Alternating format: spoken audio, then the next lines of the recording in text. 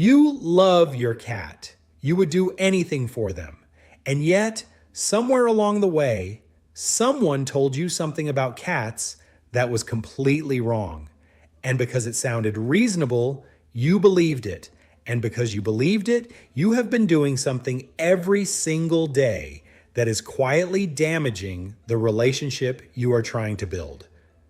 Today, we are going to fix that. 8 myths about cats that most owners believe without question. And the truth behind each one that changes everything. Stay through to the 8th, because it is the one that almost every cat owner does out of pure love, and the one that your cat experiences in a completely different way than you intend. Myth 1, the revenge pee. Let's start with the one that causes the most damage. You come home. There is a wet patch on your bed, your couch, your favorite sweater. And the first thought that forms is, they did this on purpose. They are angry. They are punishing me. Here is the truth. Cats do not have the neurological architecture for moral revenge. The concept requires the ability to connect a past event to a deliberate future action designed to cause emotional harm. Research on feline cognition suggests that cats simply do not process cause and effect in that way.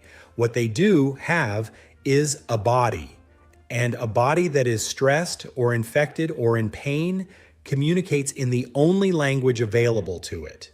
Urinating outside the litter box is one of the most common early signs of feline lower urinary tract disease, bladder infections, kidney stones, and stress-related conditions. Multiple owners have discovered serious medical diagnoses, infections, blockages, crystals, only because they stopped reading the behavior as spite and started reading it as a message. Your cat is not punishing you. They are asking for help in the only way they know how. The next time it happens, before you react, ask one question. What changed recently? A new person in the house, a different schedule, a new pet, a move. Stress and illness speak the same language in a cat's body, and both of them deserve a vet visit, not a scolding. Myth 2, the belly trap. This is the one that has ended more cuddle sessions in blood than any other misunderstanding in cat ownership. Your cat rolls onto their back, exposes their stomach, looks at you with those soft eyes. Every instinct in your human brain fires the same signal. Touch it.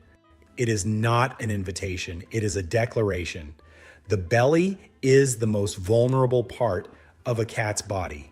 In the wild, exposing it is something a cat does only when they feel completely safe. When your cat shows you their stomach, they are not asking to be touched. They are telling you something far more significant. I trust you enough to show you my most vulnerable point. I feel safe here with you.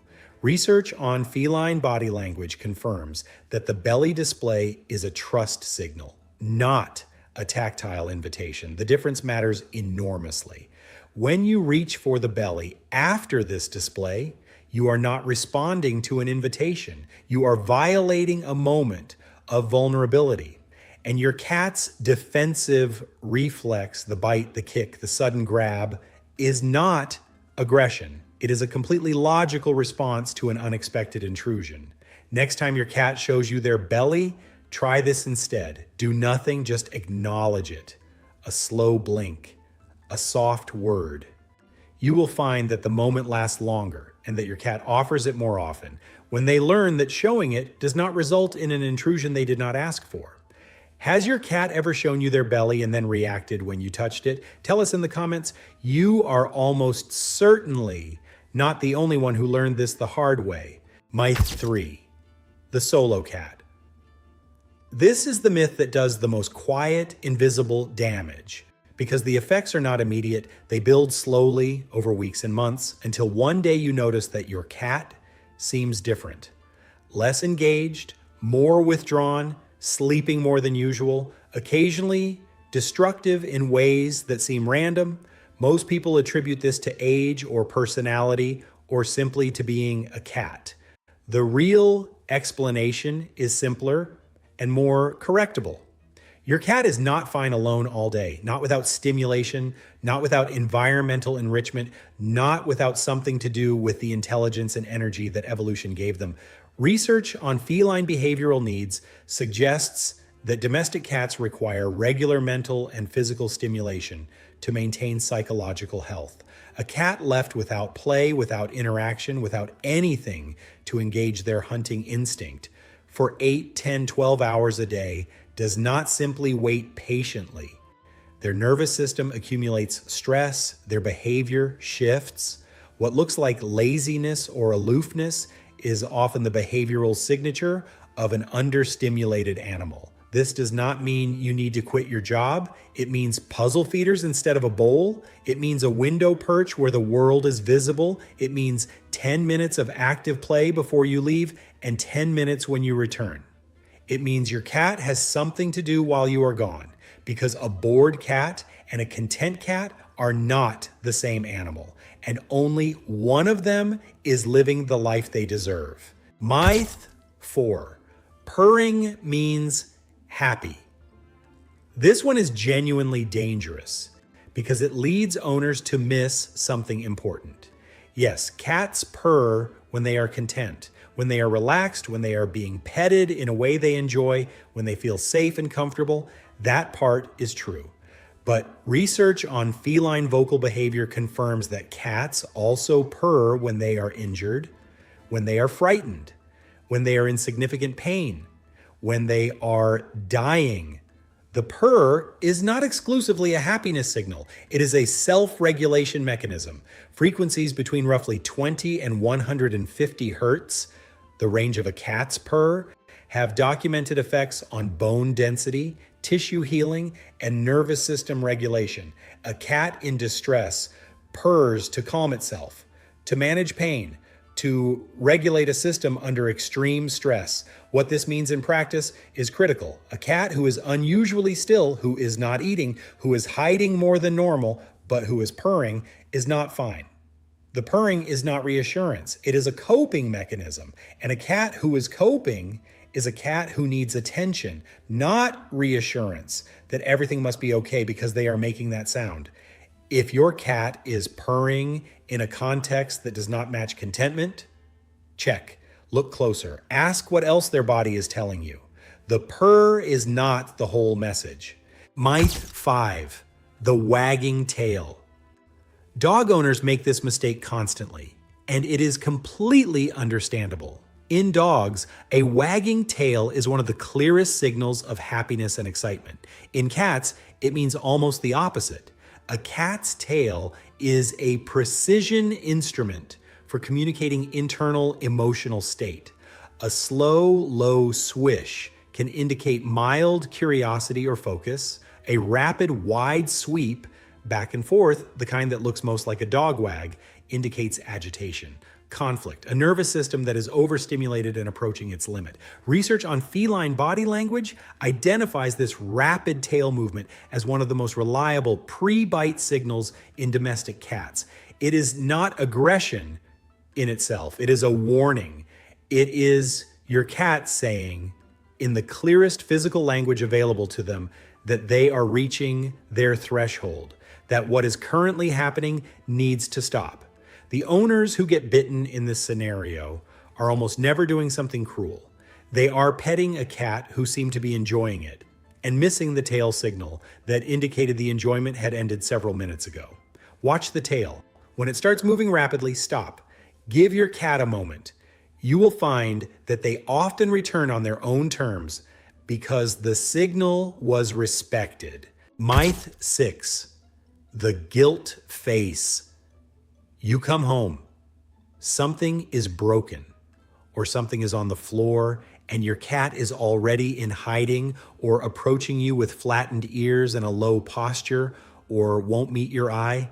And the human brain immediately reads this as guilt. They know, they feel bad about it. Research on animal cognition suggests that what you are seeing is not guilt. It is fear response. Your cat has learned through previous experience that when you come home and find something wrong, your body language changes, Your voice changes, your energy changes. They are reading those signals and responding to them, not because they connect their earlier action to your current emotional state, but because they recognize the pattern. Angry human, something happened, danger. The distinction matters practically. Punishing a cat after the fact, minutes or hours after an incident, does not teach them that the behavior was wrong. It teaches them that your arrival sometimes means danger. It erodes trust without changing behavior. Research on feline learning confirms that cats do not connect delayed punishment to earlier actions the way humans assume they do. What works instead is interruption in the moment and then redirection. Not punishment, not anger, a calm, immediate no, and then an alternative. That is what changes behavior. Everything else just changes how your cat feels about you coming home. Now think about the last time you reacted with anger after the fact. Did it change the behavior? Leave it in the comments. The answer most people give says everything. Myth 7, just give them time. This myth does not sound harmful. It sounds patient and kind, and that is exactly why it is so damaging. Time alone does not heal a traumatized cat. What fills that time does. A cat left alone in a new home with no structure, no routine, no environmental support, and an owner who approaches when the cat has not invited them is not healing. They are simply waiting in a state of sustained stress with no evidence that the world has changed. What rescued cats need is not time.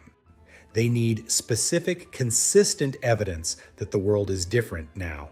Passive presence that builds habituation, positive association built at a distance they control, elevated spaces that give them physical safety, routines that make the day predictable, and an owner who understands that every small moment of voluntary approach is not luck. It is the result of accumulated evidence that you are safe. The owners who wait months for a rescued cat to come around and then watch it happen in what feels like a single day did not get lucky on that day. They deposited evidence every single day before it, and the cat, when they had enough, made their decision. Not time, evidence. There is a difference. Myth 8, the kiss. And here is the last one. The one that almost every cat owner does. The one that comes from nothing but love. You lean in. You bring your face close to your cat's face. You give them a kiss on the top of the head, on the cheek, on the nose, and you feel the warmth of it completely, because in human language, this is one of the most direct expressions of affection available. In cat language, it is something else entirely. Research on feline social behavior and threat assessment suggests that a large object, a human face, moving rapidly toward a cat's face activates the same threat response as an approaching predator. Direct eye contact at close range in feline communication is a dominant signal. An invasion of personal space without invitation is a boundary violation. The approach itself, even with the softest intentions, can register in a cat's nervous system as a challenge before any other information is processed. This is why some cats tolerate kisses from their most trusted humans. The trust overrides the threat signal. And this is why other cats, even deeply bonded ones, pull back or flatten their ears or occasionally hiss. They are not rejecting your love. They are responding to the physical reality of what is happening before the emotional meaning has a chance to register. The cat kiss, the slow blink, is not a compromise. It is the real thing. A slow, deliberate closing of the eyes in your cat's direction is, in their language, an act of profound trust and affection. It says, I feel safe enough to lower my guard for you. If your cat slow blinks back, you have just exchanged the deepest form of affection available between your two species. Not a lesser love, a truer one.